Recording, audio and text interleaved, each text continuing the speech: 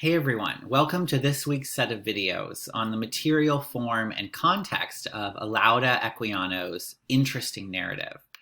We're going to be starting with the materials video, where we turn to really the opening pages of Equiano's narrative, really the title page in particular.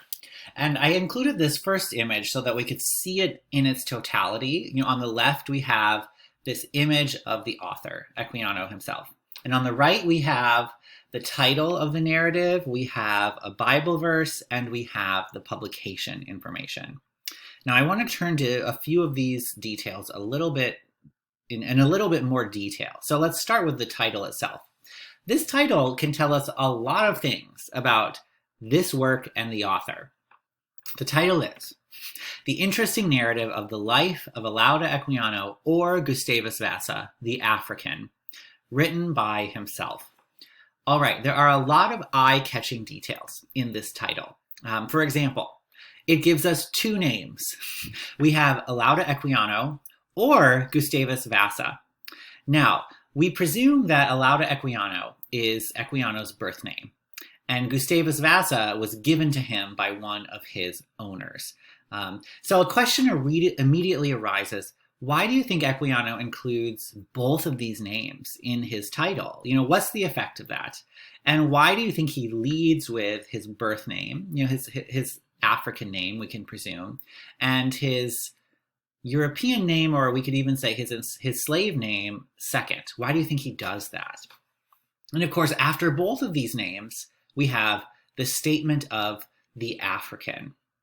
Why do you think he states that in this title as well? And then, of course, finally, written by himself. Why do you think Equiano mentions that here as well? There are lots of eye-catching details here. It seems that Equiano wants to assert his own literacy, his own ability to read and write, that this narrative was not written by someone else on his behalf, but that he is the author of this tale.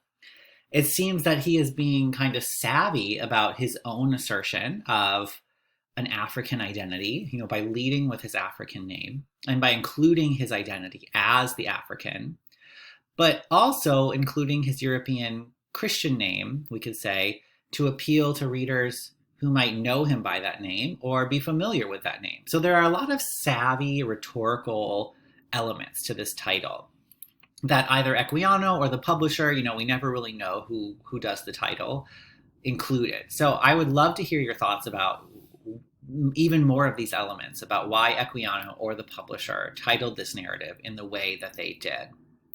Now, the other really significant aspect of this title page is the picture of the author himself. And I think to make the implications of this image a little bit more salient, I included another contemporary image of what in the 18th century they would have referred to as, an African, to the left. This is a contemporary image printed in 1790, which is 1 year after Equiano's narrative was published in 1789. And when you place these images side by side, you can see a lot of differences at work. I'd even encourage you at this point to just pause the video and to stare at both of them to see what you can notice about how they're different from one another.